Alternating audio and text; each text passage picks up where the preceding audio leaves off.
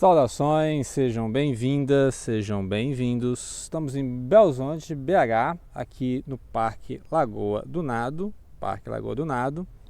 e vamos dar umas dicas de leitura de contos e poesia marginal, contos e poesia marginal, né? A vida como ela é. Então nós vamos começar então com contos aqui do Victor Miranda, né? Que é um autor assim que igual o Macaulay Culkin na marra, né? Então ele escreve e publica os livros na marra. E este livro aqui, o que a gente não faz para vender um livro,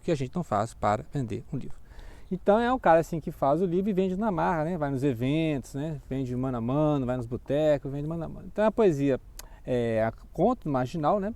Que lembra muito a poesia marginal. Então o conto, A Vida Como Ela É, lembra muito da Trevisan, né? Lembra muito lá o Luiz Vilela, lembra o Vander Piroli, né? Com certeza o Vander Piroli. Aquela crueza da vida que tem na Rubem Fonseca, né? A poesia direta, né? O conto direto, A Vida Como Ela É. Nelson Rodrigues que falava, né? A Vida Como Ela É. Então é um tipo de prosa que vai variando os narradores, né? A hora você tem primeira, terceira pessoa, mas sempre dramas, né? Os dramas pessoais, e a escrita direta não floreia muito, não tem muita descrição, não tem muita digressão. Mais os acontecimentos brutais, né? E os diálogos. Então ele é econômico em palavras. E é uma visão meio cínica, meio niilista da vida, assim, né? Alguns contos ele tem mais uma metalinguagem, metapoema, que ele fala da própria poesia, né? Tem um conto em que tem dois poetas conversando sobre as suas carreiras poéticas, os seus abandonos, né? Quando foram abandonados. E esses poetas, então, vão falar sobre a própria arte, escrever poesia, né? As pessoas se apaixonam pela poesia, mas depois abandonam também por causa da poesia. Aqui é cheio de pernilongo, aqui é parque, né? Parque é pernilongo direto. Mas aí o Victor Miranda então vai mostrar, né, que o autor ele tem que entrar na massa, né? Tem que entrar no meio do povo, ir onde o povo está para vender a poesia e vender o próprio poeta, né? O poeta se vende, né? Tem um momento aqui que o poeta está, né? O poeta está se vendendo literalmente, né? Como diz o Baudelaire, né? O poeta se vende também. Então, como nós estamos numa sociedade, né, capitalista, onde tudo é consumo, né, tudo é mercadoria, tudo é vendável, tudo é comprável, né, então a poesia também, você faz de tudo para vender poesia.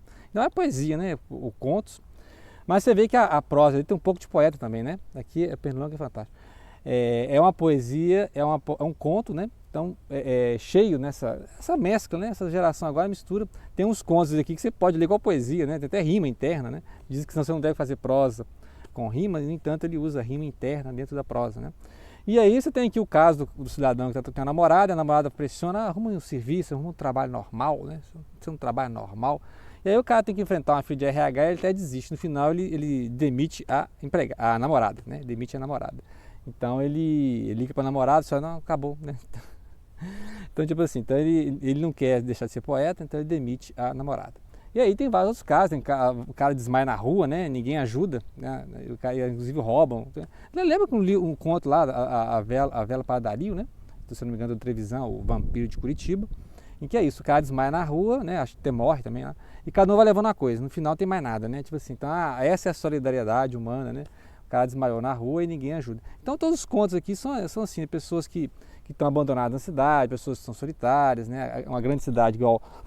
Umas grandes cidades igual São Paulo, que é uma cidade que é cada um por si, né? Então não tem muita solidariedade humana, e a literatura então tende a demonstrar isso. Então essa literatura que a gente tem visto, né, desde a marginal, a literatura marginal é mais poesia, né? Mimeógrafo dos anos 70, 80, que o pessoal fazia a própria poesia assim, imprimia, né, mimeógrafo, distribuía nos eventos, distribuía nos saraus, né? Então, e mostrando a vida como ela é. Então, Cacaso, o Roberto Piva começou nessa linha, né?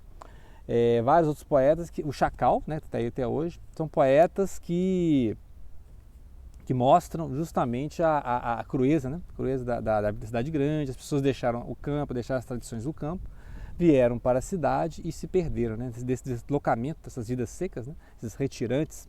E vários contos da literatura brasileira, vários romances, Vidas Secas, o Hora da Estrela, lá da Clarice Lispector, vai mostrando essas vidas retirantes. As pessoas saem do interior, vêm para a cidade grande, não conseguem refazer a solidariedade, né, a cooperação que elas viviam lá no campo, né, as tradições católicas, né, religiosas que elas tinham no campo. Muitas vezes trazem essas tradições para a cidade, misturam com outras coisas, né, ou então adquirem outra religião na cidade, mas elas vivem nesse deslocamento niilista, né, ou seja, porque elas perderam a tradição e não conseguiram outra, né.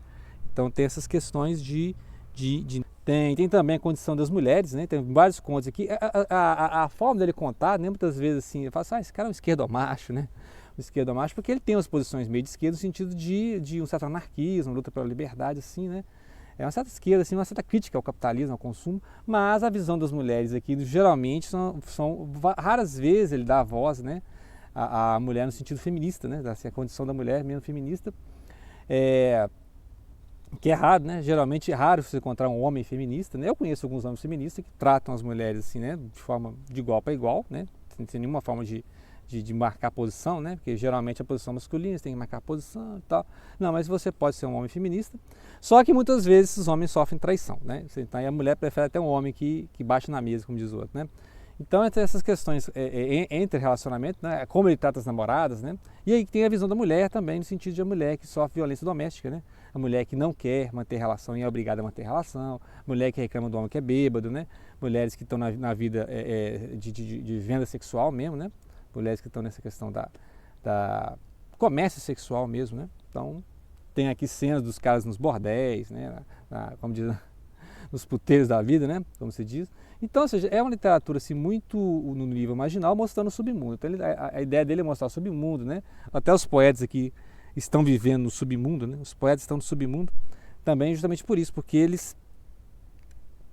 como é que ele vai se relacionar com a vida da cidade grande, né? Se ele for muito ingênuo, né? Ele não pode ser um poeta ingênuo, uma Torre de Marfim, não pode ser um poeta parnasiano, romântico, Lord Byron, né?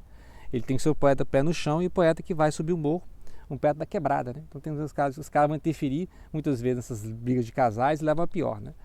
Então a mulher sendo espancada, os caras ficam pensando aqui, né? Nós vamos reagir ou não, né? Porque aí depois o cara cai na briga, depois a mulher volta pro cara, né? Então ou seja, todas as relações ele vai colocando aqui, né, na vida como ela é, né? Então assim, é interessante essas formas de ver a vida como ela é, né? Então vamos falar de poesia marginal, né? Poesia, continuando a poesia da vida como ela é. Então aqui o Chico de Paula lançou esse livro Sobras, né? Sobras, BH. Não sei nada sobre o autor, né? Foi um presente aqui do Robson Gujó, assim como, né, o livro do Vitor Miranda. E é uma poesia muito da geração, né, do Chacal, do Cacaso, né? E ele passa então em forma de poema esses mesmos desconfortos que o Vitor Miranda mostra ali em forma de contos, né, narrativas curtas, prosa, né? Vazio é um espaço cheio de nada, vazão é por onde o vazio escapa, razão é o que enche meu corpo de alma, calma é o meu corpo vazio de raiva. Então são poemas curtos, né?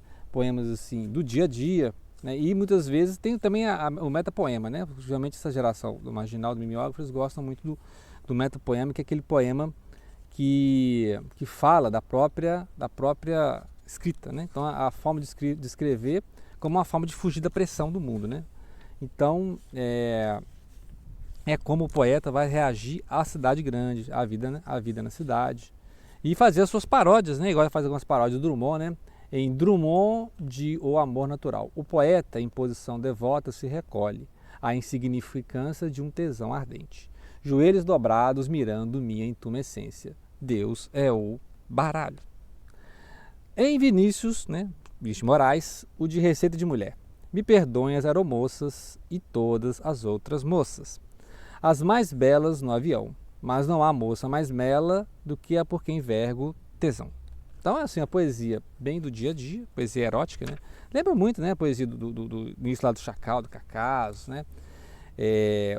O Sailor Moon também, né? O Sailor Moon, que é o Salomão, né? Então tem essas poesias.